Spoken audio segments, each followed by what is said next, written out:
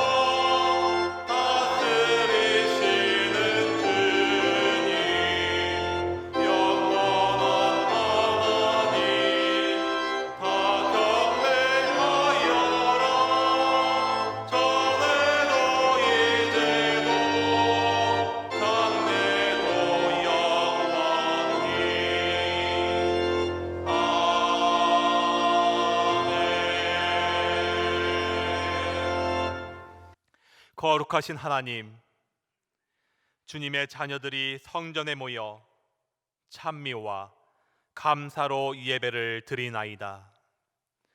저희들의 심령을 성령으로 충만하게 하사 영과 진리로 예배하게 하여 주옵소서. 자비의 주님, 사랑의 손길로 지치고 고단한 저희들의 심령을 어루만져 주시고 오늘도 생수와 같은 은혜로운 말씀으로 낙심한 당신의 백성들을 굳건하게 세워 주옵소서. 보혜사 성령님, 저희들을 고아처럼 홀로 두시 마시고 약속하신 대로 신령한 은사를 내려주셔서 세상에서 받을 수 없는 참된 평안과 안식을 누리게 하여 주옵소서. 예수님의 이름으로 기도하옵나이다. 아멘.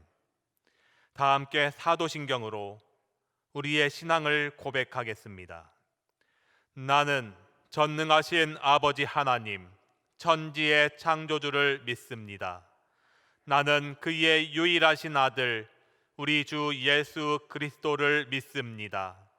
그는 성령으로 잉태되어 동정녀 마리아에게서 나시고 본디오 빌라도에게 고난을 받아 십자가에 못 박혀 죽으시고 장사된 지 사흘 만에 죽은 자 가운데서 다시 살아나셨으며 하늘에 오르시어 전능하신 아버지 하나님 우편에 앉아 계시다가 거기로부터 살아있는 자와 죽은 자를 심판하러 오십니다. 나는 성령을 믿으며 거룩한 공교회와 성도의 교제와 죄를 용서받는 것과 몸의 부활과 영생을 믿습니다. 아멘. 지난 한 주간 동안 하나님께 고백하지 않은 죄를 참회하는 기도를 드리겠습니다.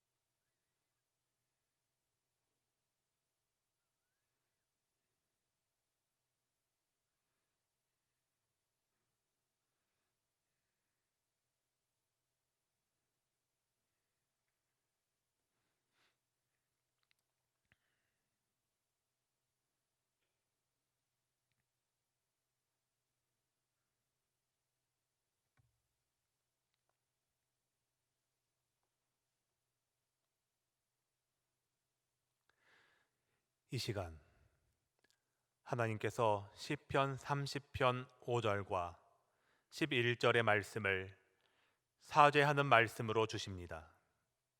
이 말씀으로 고백한 여러분의 죄가 용서받았음을 확신하시기 바랍니다.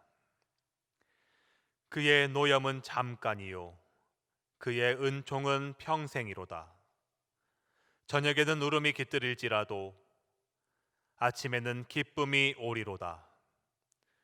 주께서 나의 슬픔이 변하여 내게 춤이 되게 하시며 나의 베옷을 벗기고 기쁨으로 띄우셨나이다. 아멘.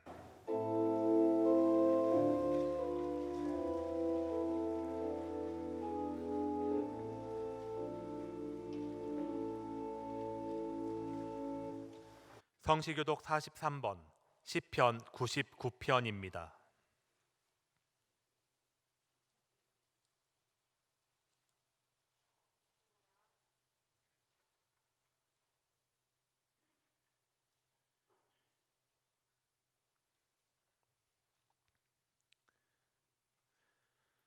여호와께서 다스리시니 만민이 떨 것이요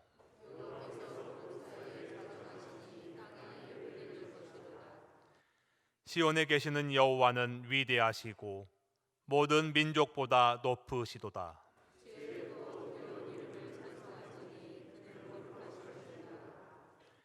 능력 있는 왕은 정의를 사랑하시느니라. 주께서 공의를 견고하게 세우시고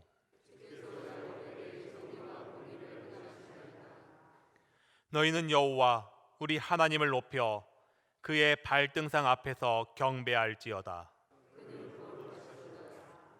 그의 제사장들 중에는 모세와 아론이 있고 그의 이름을 부르는 자들 중에는 사무엘이 있도다. 여호와께서 구름 기둥 가운데서 그들에게 말씀하시니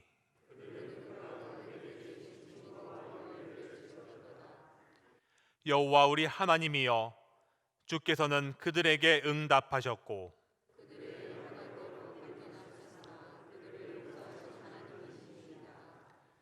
너희는 여호와 우리 하나님을 높이고 그 성산에서 예배할지어다. 아멘.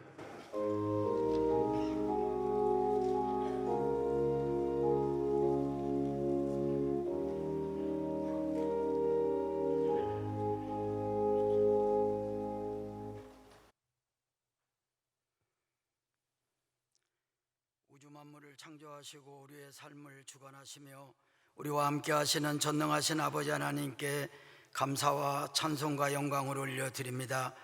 죄와 허물로 죽었던 우리를 하나님 독생자 예수 그리스도의 십자가 보혈의 은혜로 구원하여 하나님 자녀 삼아주시고 복된 주일 2부 예배를 드릴 수 있도록 주님의 몸된 교회로 인도해 주신 사랑이 많으신 아버지 하나님께 감사와 찬송과 영광을 올려드립니다. 걸어가신 아버지 하나님, 우리의 삶 속에서 코로나 바이러스로 인하여 다시 한번 우리의 믿음의 생활을, 우리의 삶을 되돌아볼 수 있게 하시니 참으로 감사합니다. 주님을 믿는다 하면서도 감사하는 일에도, 하나님의 말씀을 가까이 하는 일에도, 중보하며 기도하는 일에도 게을러 싸우며 하나님의 주신 은혜를 잊고 살 때도 너무나 많았음을 고백합니다. 우리의 힘으로, 노력으로 우리의 삶 속에서 행하진 모든 것이 우리의 삶의 전부인 양 살아왔습니다. 하나님, 우리의 죄와 허물을 용서하여 주시옵소서. 바람 앞에 등불처럼 흔들리는 갈대처럼 하나님이 우리에게 호흡을 주지 아니하시고, 하나님이 잠시라도 공기와 운행을 멈춘다면 우리의 삶이 끝난다는 것을 잘 깨닫지 못하고 교만하고 완악하게 살아왔습니다. 하나님, 우리의 죄와 허물을 용서하여 주시옵시고, 코로나 바이러스 하나도 어떻게 하지 못하는 연약한 인생인 것을 깨닫게 되었습니다. 하나님, 다시 한번 저희들에게 건강도 허락하시고 지혜도 주시고 믿음의 능력을 허락해 주셔서 우리 민족을 통해서 하나님이 원하시는 아름다운 선교의 귀한 사명을 이룰 수 있도록, 아버지, 이 땅에 코로나 바이러스가 소멸될 수 있도록 위로부터 내려주시는 치료하는 광선을 충만하게 내려주시옵소서. 하나님, 우리의 죄악을 고백하며 자백하오니 용서하여 주옵시기 간절히 기도합니다. 하나님 아버지, 다시 한번 저희들에게 기회도 주시고 하나님 은혜를 베풀어 주셔서 아름다운 역사를 이루어갈 수 있도록 하나님 우리를 용서하시고 우리의 죄악을 정결케 하시며 하나님의 선한 뜻을 이루어 나갈 수 있도록 인도해 주옵시기 간절히 기도를 드립니다. 우리나라와 민족을 사랑하시는 아버지 하나님, 감사합니다. 남북한의 지도자들이 하나님을 아는 지혜와 지식으로 살아갈 수 있게 하시고, 전쟁과 핵을 포기하고 복음 안에서 통일의 날을 이룰 수 있도록 하나님 인도하여 주시옵소서. 육로를 통해서도 북한 땅의 지하에서 간절히 기도하는 하나님의 성도들의 기도와 어린아이들의 아무것도 모르는 철없는 그들의 마음속에, 순수한 마음속에 하나님 역사해 주셔서 육로를 통해서도 그리스도의 복음이 주님을 알지 못하는 우리 주변의 강대국들에게 전파될 수 있도록 하나님 은혜를 허락해 주옵시기 간절히 기도합니다. 주님의 몸된 교회를 날마다 사랑하시며 부흥케 하시는 아버지 하나님께 감사와 찬송과 영광을 올려드립니다. 교회의 부흥을 위하여 헌신하신 원로 목사님, 사랑하는 교우 한 사람 한 사람 아버지 하나님께서 내려주시는 치료하는 광선을 충만하게 하여 주셔서 날마다 강건하게 하시고 범사가 치료를 받으며 하나님의 선한 뜻을 이루어갈 수 있는 모든 우리 모두가 되어질 수 있도록 은혜 입혀 주옵시기 간절히 기도합니다. 강단에서 하나님의 말씀을 선포하시는 담임 목사님, 성령의 충만함과 영과 육의 강건함을 더하여 주시옵소서. 선포되는 말씀을 우리 심령으로 받고 우리 삶 속에서 말씀을 잘 적용하며 주변에서 그리스도인이라 칭송을 받을 수 있게 하시고 복음이 전파될 수 있는 삶을 허락해 주시옵소서. 할렐루야 찬양대 찬양과 우리가 드리는 예배를 통해서 하나님 영광을 받아 주시옵소서. 예수님의 이름으로 기도를 드립니다. 아멘.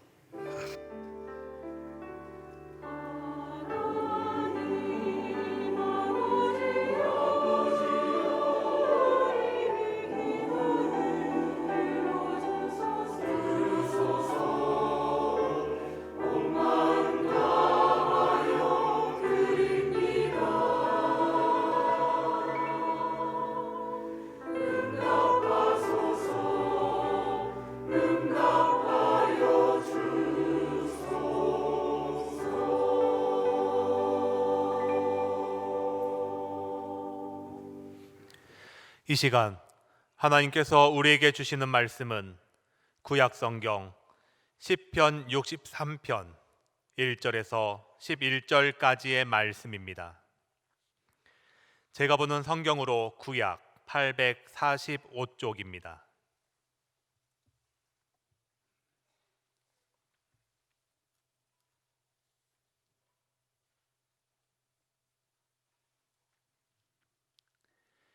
시편 63편 1절에서 11절까지의 하나님의 말씀을 봉독하겠습니다. 하나님이여, 주는 나의 하나님이시라. 내가 간절히 주를 찾되 물이 없어 마르고 황폐한 땅에서 내 영혼이 주를 갈망하며 내 육체가 주를 앙모하나이다. 내가 주의 권능과 영광을 보기 위하여 이와 같이 성소에서 주를 바라보았나이다. 주의 인자하심이 생명보다 나음으로 내 입술이 주를 찬양할 것이라. 이러므로 나의 평생에 주를 송축하며 주의 이름으로 말미암아 나의 손을 들리이다. 골수와 기름진 것을 먹음과 같이 나의 영혼이 만족할 것이라.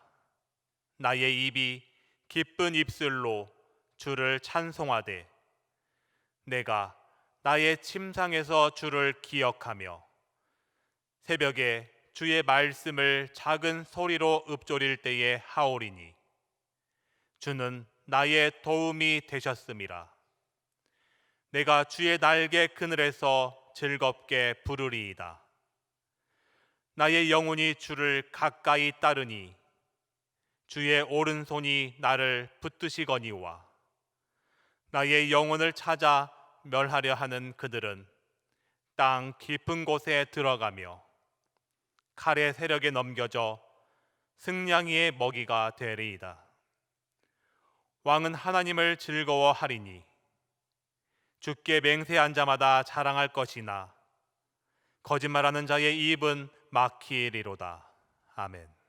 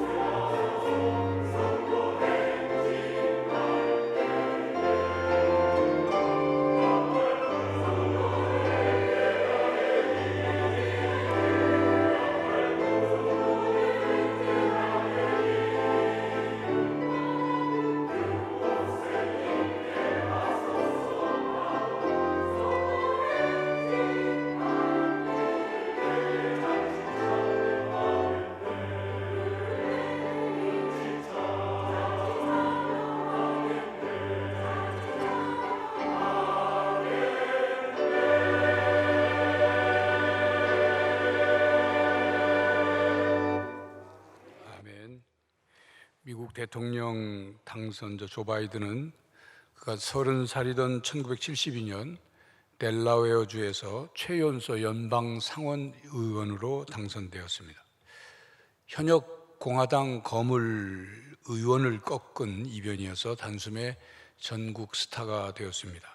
그런데 한 달도 안 되어서 비극의 주인공이 되었습니다. 그의 아내 닐리아가 자녀 셋을 데리고 크리스마스 트리를 사러 갔다 오다가 트럭에 치여 아내 닐리아와 13개월 된 딸 나오미가 함께 죽었습니다. 2살 그리고 3살이던 아들 보와 헌터도 이 사고로 중상을 입었습니다.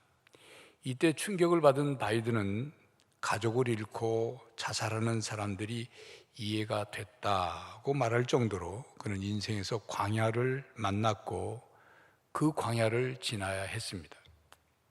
누구든지 인생에서 산을 넘는 것과 같은 때가 있습니다. 강을 건너는 것과 같은 때를 만나기도 합니다. 깊은 산, 계곡, 골짜기를 지나가는 것과 같은 때도 있고 황량한 광야를 지나가는 것과 같은 때도 있습니다. 다윗은 10년이라는 세월을 광야에서 생활했습니다. 다윗이 원해서 광야에 가서 사는 게 아니죠. 자신을 죽이려 하는 사울의 추격을 피해 광야로 도망갔고, 그래서 10광야와 엔게디 광야, 바란 광야, 유다 광야에서 그렇게 살았습니다. 본문 시편 63편의 표제를 보면 유다 광야에 있을 때라고 기록되어 있습니다. 다윗의 생애에서 사울에게로부터 도망다니던 그 광야 생활을 하던 때를 떠올리게 하는 시입니다. 이스라엘 땅에는 광야가 여럿 있습니다. 그래서 성경에는 광야가 많이 등장합니다. 그런데 성경 안에 사용된 광야라는 말에는 2가지 의미로 사용됐습니다. 그것을 유진 피터스는 지리적 광야와 상황적 광야라고 설명을 합니다. 지리적 광야는 황폐한 땅으로 보통 뜨겁고 건조한 불모의 땅을 말합니다. 광야는 쓸쓸함, 또 황량함, 버려짐, 공허함, 식물이나 동물의 생명 부족 등을 특징으로 하죠. 그 이유는 물이 귀한 곳이기 때문입니다. 광야는 다만 하늘에서 비가 오기만을 기다리는 땅입니다. 그곳에는 사람이 들어가 살 만한 곳이 없습니다. 들짐승들이나 뱀이나 전갈과 같은 독충이나 살 수 있는 그런 곳입니다. 가시나무와 찔레뿐이고 잡초만이 있는 곳입니다. 뜨거운 바람이 불어오는 건조기에 내리쬐는 떼약볕은 광야에 있는 모든 생물을 다 목이 타 죽게 만듭니다. 그리고 광야, 그 뜨거운 떼약볕은 광야 땅을 깊고 길게 쩍쩍 갈라지게 만듭니다. 죽음, 쇠퇴, 공포, 생명의 위협이 있는 곳, 그것이 지리적 광야입니다. 상황적 광야는 광야와 같은 삶의 상황을 말합니다. 미국 대통령 당선자 조 바이든의 경우처럼 사랑하는 사람, 사랑하는 가족이 죽었을 때, 사업이 망하여 아무도 나를 도와주지 않을 때, 억울한 일을 당하여 사람들로부터 내가 만신창이가 되었을 때, 믿었던 사람들로부터 배신을 당했을 때, 부부가 이혼의 위기를 겪게 될 때, 갑자기 직장을 잃게 되었을 때, 그리고 코로나19 사태처럼 갑자기 닥친 재난을 겪을 때, 그리고 극심한 질병이 찾아와 죽음의 위협을 느낄 때, 이렇게 우리가 도무지 이해할 수 없는 일을 만나거나 전후, 좌우, 진퇴양난의 벼랑 끝에 서게 될 때, 그때가 바로 우리가 만나는 상황적 광야입니다. 우리는 이런 상황적 광야에서 홀로 외롭게 되고, 그리고 실망하고 낙심하고 절망하며 상처를 받습니다. 슬픔과 고통을 느낄 수밖에 없습니다. 그래서 이제 모든 것이 끝이라는 생각을 하게 되죠. 더 이상 갈 곳도 없고, 더 이상 도와줄 사람도 없고, 더 이상 희망도 없다고 생각하죠. 그래서 사람 만나는 것도 싫고, 그리고 살기가 너무 힘들다는 생각이 뼈저리게 들 때, 그때 우리는 상황적 광야 속에 있는 것입니다. 다윗은 지리적 광야와 상황적 광야 속에서 10년이라는 세월을 살았습니다. 오늘 우리는 본문을 통해서 다윗이 광야 생활을 어떻게 극복했는지, 광야 생활이 다윗에게 어떤 유익을 주었는지, 어떤 하나님의 은혜를 경험하게 하였는지, 그리고 우리는 우리가 만나는 광야를 어떻게 지나갈 수 있는지, 지나가야 하는지를 깨달아 보고자 합니다. 다윗은 광야에서 10년 동안 쫓기는 삶을 살면서 자신을 발견하고 자신의 자아가 철저히 부서지는 체험을 하며 성장하였습니다. 광야는 시험의 장소로서 우리가 어떤 존재인지가 광야에서 드러납니다. 신명기 8장 2절에 이렇게 말씀합니다. 내 하나님 여호와께서 이 40년 동안에 너로 광야의 길을 걷게 하신 것을 기억하라. 이는 너를 낮추시며 너를 시험하사 내 마음이 어떠한지 그 명령을 지키는지 아니 지키는지 알려 하심이라. 하나님께서 광야에서 이스라엘 백성들을 테스트하셨습니다. 이스라엘 백성들은 광야에서 자신들이 어떤 존재인지를 알게 되었습니다. 여러분, 좋은 환경 속에서는 모두가 다 좋게 보입니다. 그러나 광야 같은 환경 속에서는 나의 깊은 곳에 숨겨져 있는 모습이 드러나게 됩니다. 광야와 같은 상황 속에서는 발견하지 못하던 나의 단점이 드러납니다. 숨겨져 있던 나의 속물 근성이 드러납니다. 폐기 처분해야 할 내적 쓰레기를 발견하게 됩니다. 그동안 내 안에 사랑이 얼마나 없었는지, 내 생각이 얼마나 얕고 짧았는지, 내 마음이 얼마나 불안정하고 울퉁불퉁했는지, 얼마나 자아도취에 빠져 살고 있는지, 그리고 얼마나 내가 악의에 차 있으며 교만했고 믿음이 없고 그리고 터무니없는 욕심꾸러기인지가 상황적 광야 속에서 속속 드러나게 됩니다. 그래서 광야 체험을 광야 학교라고 말합니다. 우리는 광야 학교에서 인간이 얼마나 나약한 존재인지를 배우게 됩니다. 광야 학교에서 자기를 부인하는 것이 어떤 것인지를 깨닫게 되고 또 겸손과 자비가 무엇인지를 배우게 됩니다. 미국 대통령 당선자 조 바이든의 책상 위엔 수십 년간 간직해온 조그만 액자가 하나 놓여 있습니다. 여러분 보시는 것처럼 제일 앞에 보이는 액자에는 2컷짜리 만화가 담겨 있습니다. 이 만화는 조 바이든이 1972년 상원의원이 되면서 아내와 딸을 잃고 비극으로 방황할 때 바이든 아버지가 바이든에게 건네준 것입니다.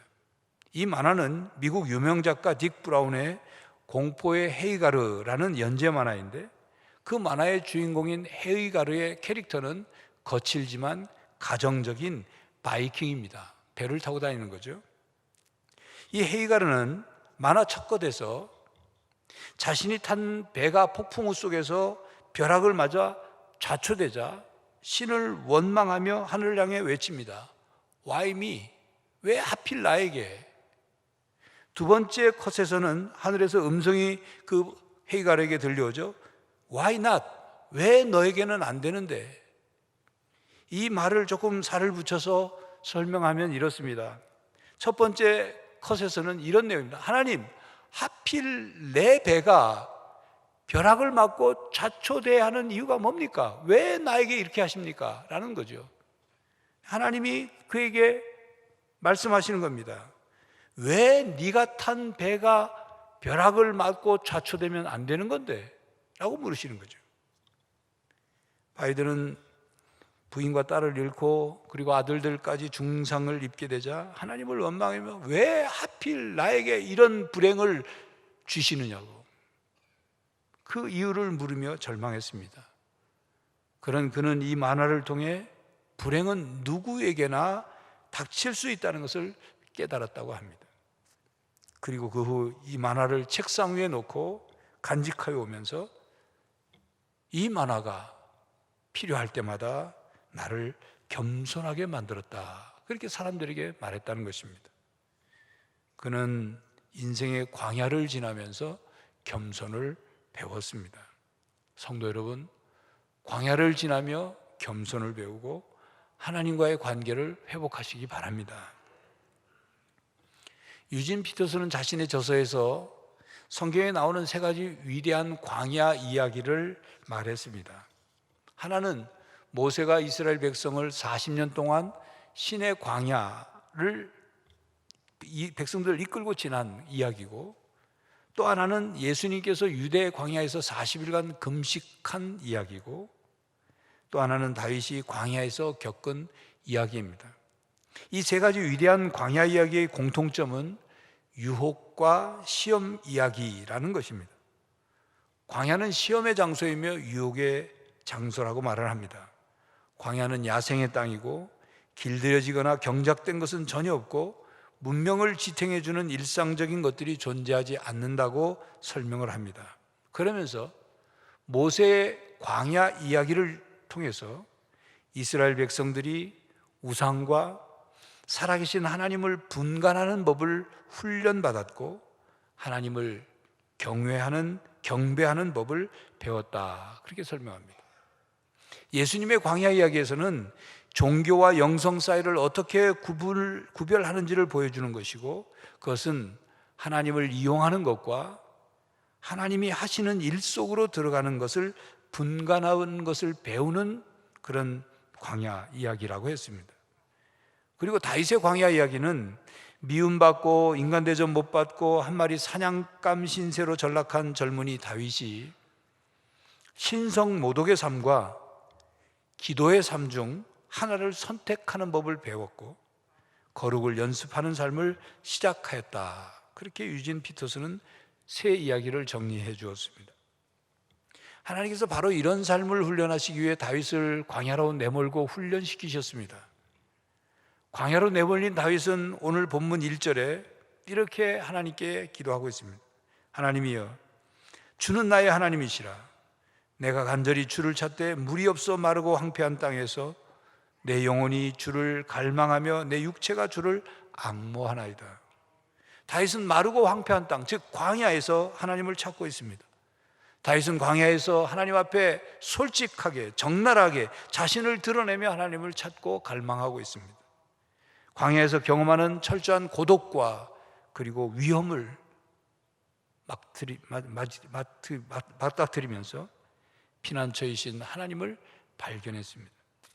다윗은 광야에서 하나님과의 깊은 교제를 통해서 하나님을 경외할 줄을 알게 되었고, 하나님을 경외하며 하나님을 사랑할 수 있게 되었고, 하나님을 사랑하니 거룩을 발견하게 되었습니다.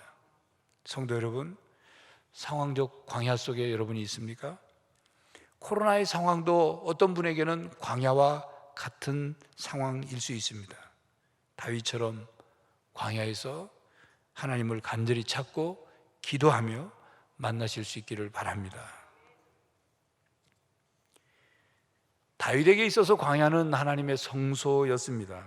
본문 2절에 보면 내가 주의 권능과 영광을 보기 위하여 이와 같이 성소에서 주를 바라보았나이다. 자신이 있는 광야를 성소라고 고백하며 성소인 광야에서 하나님의 권능과 영광을 보기를 원했고 하나님을 바라보았다, 그렇게 고백합니다. 다윗은 비록 광야에 있으나 성소에 있는 것처럼 하나님을 만나고 하나님의 음성을 들으려 했습니다. 여러분, 성소가 무엇입니까? 성소가 어떤 곳입니까? 성소에는 무엇보다, 성소라는 개념에는 무엇보다 분리라는 개념이 있습니다. 성과 속, 거룩한 장소라는 거죠. 세속과 구분이 되어 오로지 하나님의 임재에 홀로 설 수 있는 곳, 그것이 성소입니다. 그러므로 성소는 하나님을 위해 구별된 장소로서 하나님의 집입니다. 그래서 우리는 성소에 들어가 하나님께 하나님을 만납니다. 성소에서 하나님을 예배하고 경배합니다. 성소에서 하나님께 눈물을 쏟기도 하고 통해 자복하며 회개하기도 합니다. 용서받기도 합니다. 성소에서 하나님께 자신의 억울함을 토하듯 쏟아놓기도 합니다. 성소에서 신음소리를 내며 자신의 간절한 기도 제목을 부르짖어 기도하기도 합니다. 성소에서 하나님의 은혜를 깨닫고 받습니다. 그래서 성소에서 주님께 감사하고 주님을 찬양하고 주님께 경배합니다. 그러므로 성소에 들어가는 것은 하나님의 은혜에 들어가는 것입니다. 하나님의 은혜를 사모하며 하나님을 갈망하는 곳이죠. 다윗은 광야에서 성소에 들어갔습니다. 다윗은 광야에서 쫓기는 신세였고 고통의 나날을 보내고 있었지만 하나님을 마음속에 모신 다윗의 마음이 곧 성소였습니다. 다윗은 광야에서 쫓기면서 살았지만 하나님을 모시고 살았기 때문에 그가 서 있는 곳, 그가 앉아 있는 곳, 그가 누워 있는 곳, 그것이 성소였습니다. 하나님께 기도하는 바로 그곳, 하나님을 만나는 바로 그곳, 그것이 거룩한 곳 성소였습니다. 여러분, 지난주에 말씀드린 대로 엔게디 광야에 있는 동굴에서 다윗이 사울을 만나게 됐죠. 사울을 죽일 수 있는 기회가 있었습니다. 그런데 죽일 수 있는 기회, 죽이지 않았습니다. 그것은 그가 다윗이 광야에서 하나님과 교제하며 살았고 광야를 성소로 바꿨기 때문에 그곳에서 사울을 죽일 수 없었던 거죠. 그러면서 다윗은 광야에서 오직 신앙의 눈으로만 볼 수 있는 하나님의 손길을 보았습니다. 다윗이 돌아볼 때 기적 같은 일들이 자기에게 계속 일어나고 있다는 것을 알았을 것입니다. 다윗은 사울에게 계속 쫓기는 삶을 살면서도 사울의 손에 결코 잡히지 않을 수 있었던 것, 그건 기적이에요. 하나님이 자신과 함께하고 계심을 다윗이 늘 신앙의 눈으로 들여다볼 때 경험한 거죠. 사무엘상 23장 14절에 이렇게 말씀합니다. 다윗이 광야의 요새에 있었고 또 십광야 산골에도 머물렀으므로 사울이 매일 찾되 하나님이 그를 그의 손에 넘기지 아니하시니라. 광야에서도 하나님이 자신과 함께 하시는 것을 날마다 느끼고 경험하면서, 그렇게 다윗은 광야에서 하나님의 은혜를 가장 절박하게 찾았고 가장 뼈저리게 경험했습니다. 다윗은 하나님께만 소망을 뒀습니다. 여러분, 광야라는 땅, 또 광야에 있는 생물이 오직 하늘에서 내리는 비만을 바라보듯이 다윗 또한 오직 하나님의 은혜만을, 오직 하나님의 도우심만을, 오직 하나님의 손길만을 기다려야 광야에서 살 수 있다는 것을 알았기 때문입니다. 하나님께서 보호해 주시지 않으면 살아남을 수 없고 하나님께서 공급해 주시지 않으면 굶어 죽을 수밖에 없고 하나님의 은혜가 아니면 버틸 수 없기 때문인 거죠. 다윗은 하나님의 은혜를 간절히 찾고 또 찾았습니다.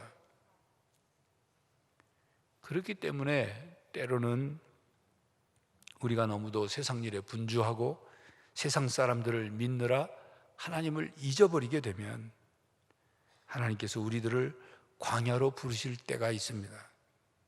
우리를 상황적 광야로 몰고 가실 때가 있습니다. 그렇게 하지 않으면 우리가 하나님과 멀어진 채 하나님께 돌아오지 않기 때문이죠. 미국에서 가정사역을 하는 낸시 카마이클은 갑자기 병에 걸리게 되었고 집안에서 여러 가지 일들이 겹쳐서 고통으로 다가왔습니다. 그녀는 그 광야 체험을 겪으면서 이렇게 말했습니다. 광야 자체가 비극이 아니다. 광야에서 하나님이 하시는 말씀을 듣지 못하는 것이 비극이다. 나는 광야라는 인생의 수렁에 빠졌고 이로써 이전에 알지 못하던 하나님의 위로와 돌보심을 맛보았다. 내가 연약할 때 그분이 나의 힘이 되셨다. 그리 고백했습니다. 다윗도 오늘 시 본문 7절 8절에 주는 나의 도움이 되셨습니다. 내가 주의 날개 그늘에서 즐겁게 부르리이다. 나 영혼아 주를 가까이 따르니 주의 오른손이 나를 붙드시거니와. 성도 여러분, 광야에서 하나님의 도우심을 받으시기를 간절히 바랍니다. 한 여자가 직업군인인 남자와 결혼을 했습니다. 결혼한 지 한 달 만에 남편이 미국 캘리포니아 사막 가운데 있는 비밀기지로 발령이 났습니다. 남편과 함께 그 부대 안 사택으로 들어갔죠. 남편이 출근을 하고 나면 아내는 하루 종일 황량하고 적막한 사막 가운데 있는 부대의 사택에서 혼자 지내야 했습니다. 전혀 예상치 못한 상황에서 살게 되니까 이 여자는 결혼을 잘못했나 보다 후회하기 시작했어요. 이혼할까? 아니면 도시로 발령을 내달라고 청혼을 할까?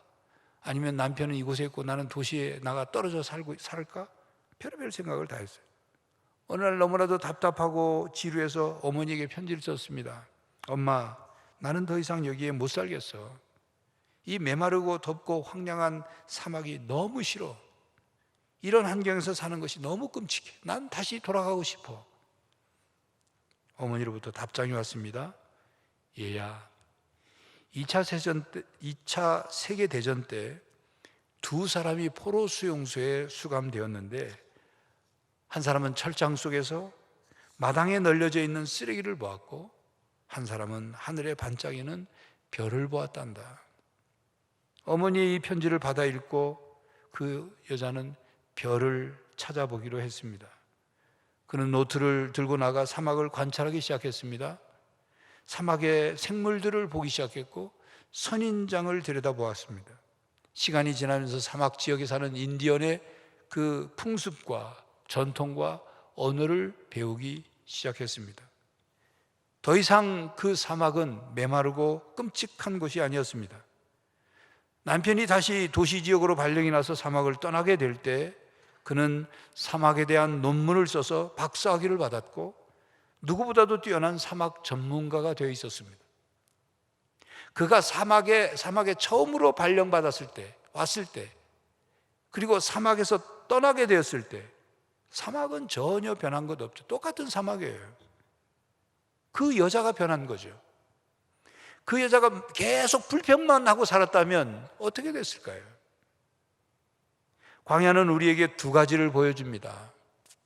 그 여자는 사막에서, 광야에서 쓰레기를 본 것이 아니라 별을 본 거죠. 성도 여러분, 똑같이 광야에 있어도 전혀 다른 길을 갈 수 있습니다. 다윗을 잡아 죽이려고 광야를 달리던 사울은 자신의 모습을 발견하지 못했어요. 그런데 다윗은 그 광야에서 자신의 모습을 발견했어요. 그리고 자신의 모습 속에 있는 고통의 원인들을 고쳐나갔어요. 그래서 10년이라는 세월 동안 왕궁에 있는 사울왕과 광야에 있는 다윗, 이 둘은 서로 비교할 수 없을 정도로 서로 달랐어요. 다윗을 추격하며 죽이려고 혈안이 됐던 사울왕은 그가 왕궁에서는 살고 있었지만 그의 마음은 광야처럼 점점 거칠고 황폐하고 망가지고 정신적으로도 온전하지 못했어요. 그러나 메마르고 거칠고 불편하고 고통스러운 그런 광야에서 사는 다윗의 마음은 사울왕과 달랐습니다. 광야 생활 10년을 지낸 다윗은 더욱 다듬어져 가고 더욱 온전해져 가고 성숙해졌죠. 도량과 아량을 품은 왕의 성품을 준비해 갔습니다. 하나님을 향한 신실함과 그리고 기쁨이 넘치는 총명한 왕의 모습이 갖춰졌습니다. 바로 이것이 신앙의 힘인 거예요. 우리가 만나는 광야는 우리를 고독하고 슬프고 고통스럽고 힘들게 합니다. 그런 상황적 광야가 어느 날 갑자기 우리에게 들이닥칠 수 있어요. 어떤 분은 지금 그런 광야를 지나고 있는 분도 있을 수 있습니다. 우리는 광야에서 이스라엘 백성처럼 하나님을 잊고 불평하고 낙심하고 절망에 빠질 수도 있습니다.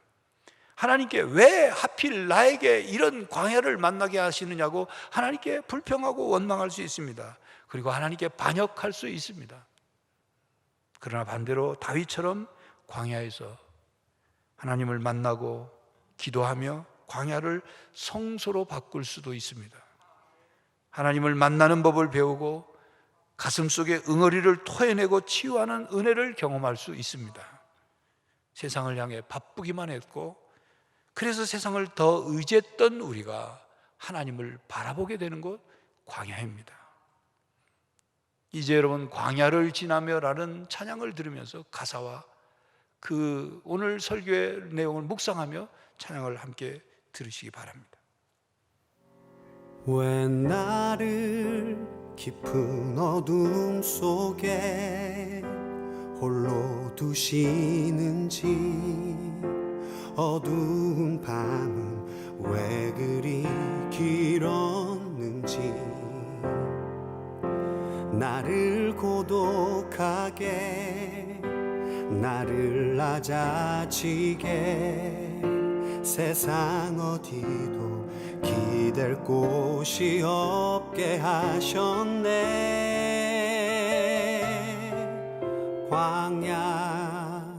광야에 서 있네.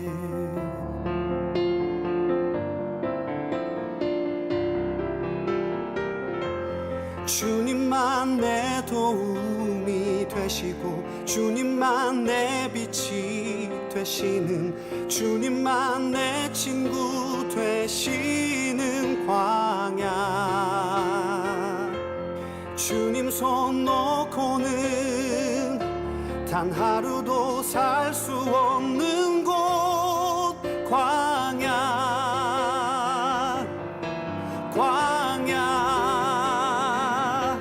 주께서 나를 사용하시려 나를 더 정결케 하시려 나를 택하여 보내신 그곳 광야. 성령이 내 영을 다시 태어나게 하는 곳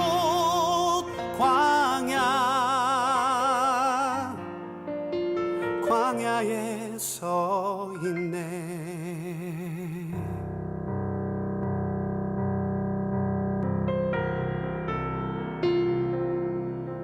내 자가 산산이 깨지고 높아지려 했던 내 꿈도 주님 앞에 내어놓고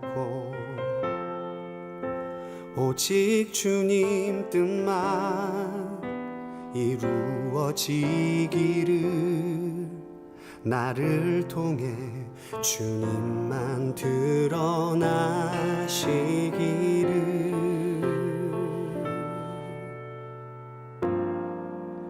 광야를 지나며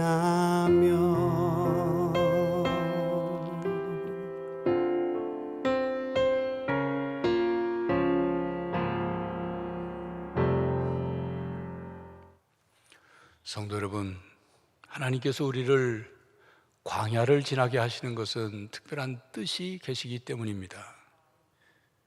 상황적 광야를 통해 우리를 더 성결하고 온전한 하나님의 사람으로 살게 하시기 위해서입니다. 여러분, 광야 속에서 주님만 찾고 주의 말씀만을 귀 기울이고 주님께 기도하며 주님을 만나는 성도들이 되시기를 간절히 바랍니다. 기도하겠습니다. 하나님, 이 광야 같은 인생의 삶에 끊임없이 우리에게 닥쳐오는 상황적 광야를 만날 때마다 하나님 당황하고 불평하고 원망하며 어찌할 바를 모르는 저희들 주님을 바라보게 하여 주시옵소서. 우리의 피난처가 되시고 우리의 위로자가 되시고 우리의 친구가 되시며 우리를 도우시는 아버지 하나님을 찾고 갈망하게 하시고 주의 말씀에 귀를 기울여 살아가게 하시며 주님 손 붙잡고 광야를 지나게 하여 주시옵소서.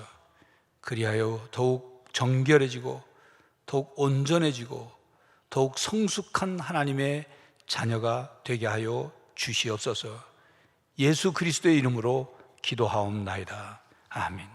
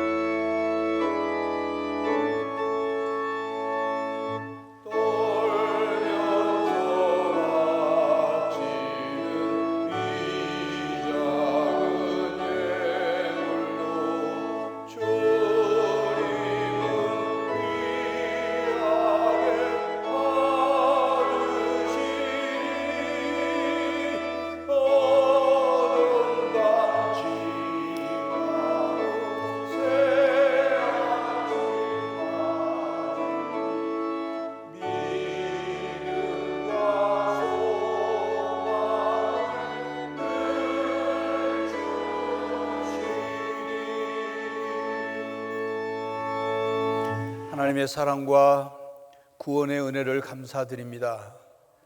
복잡하고 힘든 또 한 주간의 삶을 지켜주시고 보호하여 주셔서 감사합니다. 거룩하고 복된 날 믿음을 주셔서 주께 예배할 수 있게 하시고 성전에서 가정에서 여러 처소에서 주께 예배하게 하시니 감사합니다. 이 시간 하나님 앞에 감사한 마음을 담아 주께 예물을 올려드립니다. 하나님이 저희들에게 물질을 허락해 주셨기에 그 중에 일부를 구분하여 주일 헌금으로 11조 헌금, 감사헌금, 세계 선교헌금, 북한 선교헌금, 구제헌금, 장학헌금, 일천번제 헌금, 성비를 하나님께 올려드립니다. 하나님 이 예물을 기쁘게 받으시옵고 이 예물이 사용되는 곳에 하나님의 뜻이 이루어지게 하여 주시옵소서. 믿음으로 감사함으로 드린 손길을 기억하시고 약속하신 대로 하늘의 신령한 복과 땅에 기름진 복을 부어 주시옵소서. 성도들의 삶이 부요하여 가난하고 어려운 이웃들에게 나누고 베풀 수 있도록 복을 내려 주시옵소서. 성도들의 가정마다 평안하게 하시고 화목하게 하시고 건강하게 하시며 생업과 직장은 복의 통로가 되게 하여 주시옵시고 성도들의 자녀들이 올곧게 신앙 안에서 성장하여 이 땅을 책임지고 선하게 바꿔가는 사람으로 살아갈 수 있도록 저들의 신앙과 학업과 또한 결혼과 취업과 진로를 책임져 주시옵소서. 해외에 있거나 타지에 있는 우리 천한조항 가족들을 눈동자같이 지켜주시고 또한 군복무 중에 있는 장병들을 보호하여 주시옵시며 고난 가운데 있는 성도들을 기억하여 저들의 팔을 주의 오른손으로 붙들어 세워 주시옵소서. 육신의 질병과 마음의 병으로 고통 가운데 있고 치료 중에 있거나 수술 후에 회복 중에 있거나 수술을 기다리고 있는 이들, 여러 가지 지병으로 또한 요양원에서 있는 우리 연세 마신 어르신들, 하나님 친히 찾아가셔서 안수하시고 강건케 하여 주시옵소서. 세계를 불쌍히 여기시고 코로나19 사태로 구하여 주시옵시며 선교사들을 지켜주시고 우리 교회가 후원하는 페루, 몽골, 러시아, 온두라스, 베트남, 미얀마, 캄보디아 선교사와 가정과 사역을 보호하여 주시옵소서. 대한민국이 하나님께로부터 받은 사명을 감당하는 나라가 될 수 있도록 성경적 기초 위에 세워지게 하여 주시옵시며 저희 교회가 또한 사명을 감당하는 교회가 되길 원합니다. 특별히 다음 세대를 위해 수고하는 교사들에게 사명감을 더하여 주시고 힘들고 어려운 가운데도 주님의 명령과 주님을 위한 일이오니 감당할 수 있도록 은혜를 더하여 주시옵소서. 새로운 주간 하나님이 함께 하시고 은혜의 손길을 믿음의 눈으로 발견하며 한 주간 살게 하여 주시옵소서. 예수 그리스도의 이름으로 기도하옵나이다. 아멘.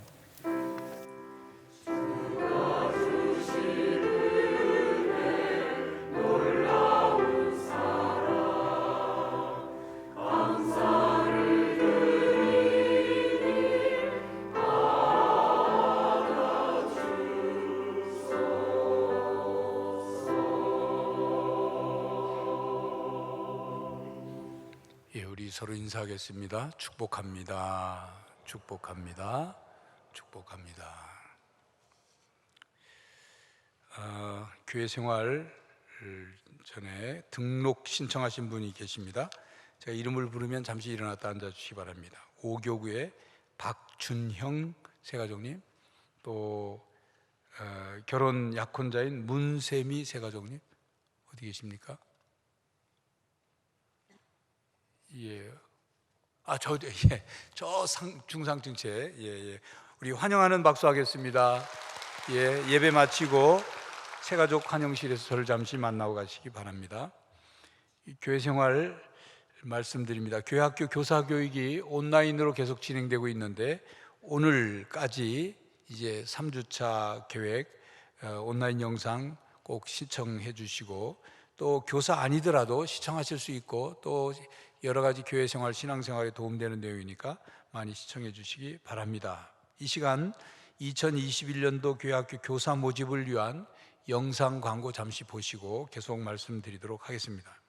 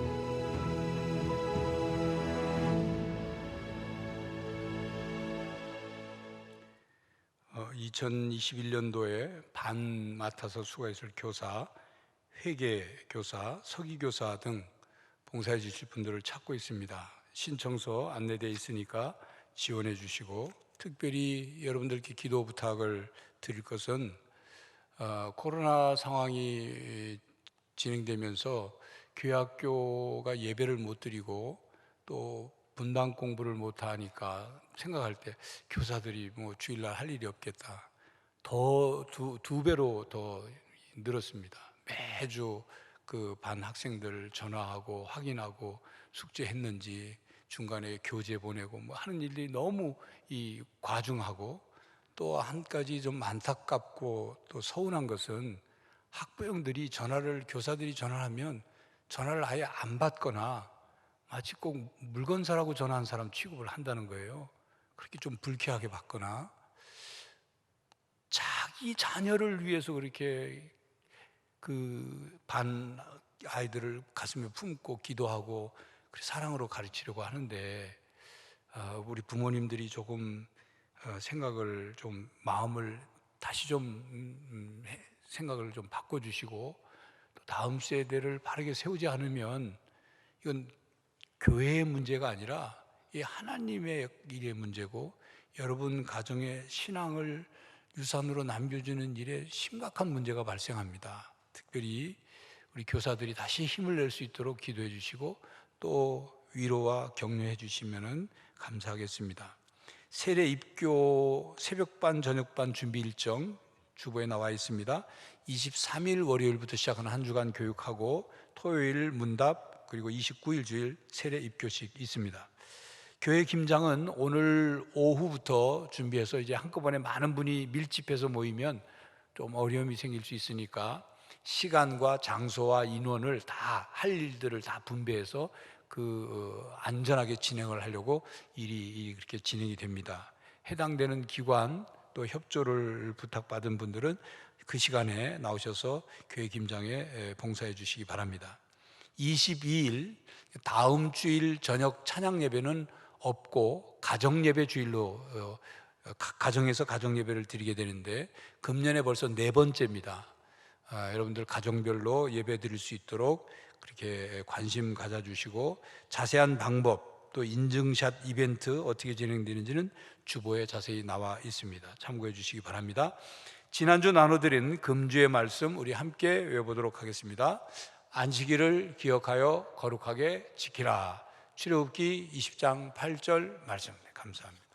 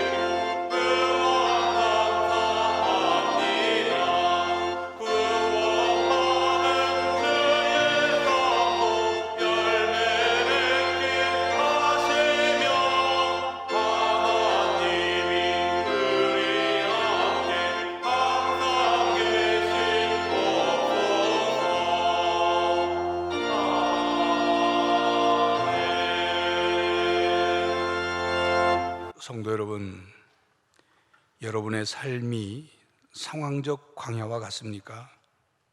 하나님을 찾고 하나님을 만나고 하나님 말씀에 귀 기울이고 기도할 때입니다. 광야를 지나며 더욱 겸손하고 성숙한 성도가 되시기를 간절히 바랍니다. 지금은 우리 주 예수 그리스도의 은혜와 하나님 아버지의 사랑과 성령 하나님의 교통하심이 광야를 지나며 하나님을 찾고 하나님께 기도하며 하나님 말씀에 귀를 기울이고 더욱 성숙해지기를 원하는 모든 성도들과 가정과 삶의 현장 위에 이제로부터 영원히 함께 하시기를 간절히 축원하옵나이다. 아멘.